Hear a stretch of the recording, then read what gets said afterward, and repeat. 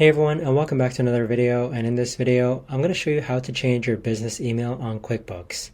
Now, this video is going to be particularly useful for individuals. Let's say that you want to go ahead and change your business email on QuickBooks. How do you actually go ahead and do that? Now, this video is going to be short, sweet, and simple, guys. There's not going to be a lot of steps involved. Now, in order to do this, what you want to first do is log into QuickBooks.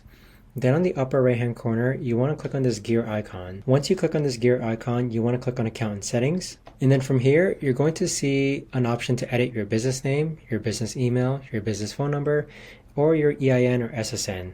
Go ahead and click on Edit for the business email. Now, once you've done that, this is the email that you're going to use that QuickBooks will use to actually contact you. What you're going to do is that you're going to click on this type box and then type in the new email that you want to go ahead and input and then click on save. But that right there, guys, is the best and easiest way that I know of to actually go ahead and change your business email on QuickBooks.